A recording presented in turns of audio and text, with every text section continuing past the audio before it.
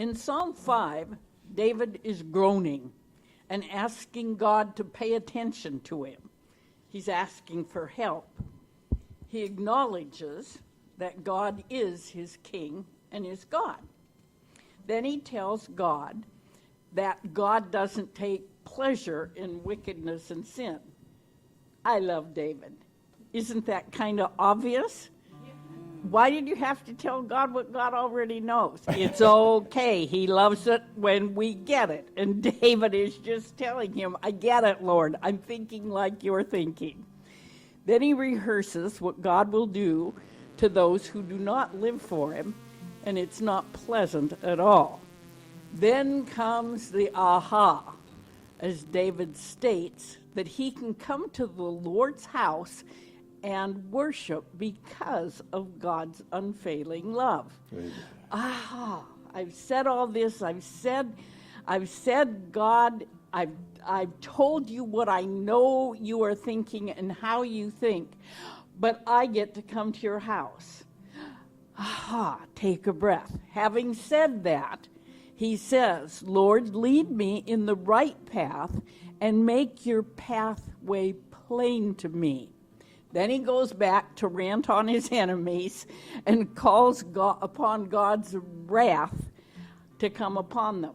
Oh my goodness, David. But then on to verse 11, and that's what we're centering on this morning. From the New Living it says, but let all those who take refuge in you rejoice. Let them sing joyful praises forever. Spread your protection over them. All who love your name may be filled with joy. ESV says it this way, but let all who take refuge in you rejoice. Let them ever sing for joy, and spread your protection over them, that those who love your name may exult in you. The Message, Peterson puts it this way. But you'll welcome us with open arms when we run for cover to you. Let the party last all night. Stand guard over our celebration. Simmons says, but let them all be glad. Those who turn aside to hide themselves in you. That's exactly what we do. Amen.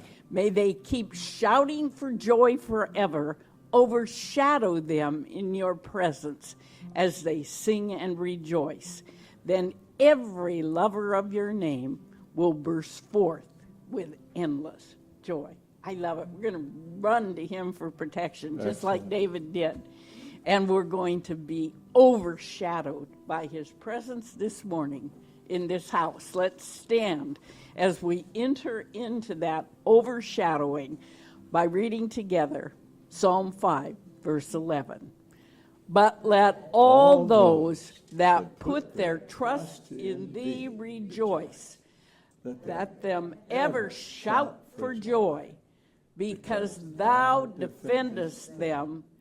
Let them also that love thy name be joyful in thee. That's exactly what we're going to do this morning, because we love to be in his presence and bringing him delight. Let's do it right now.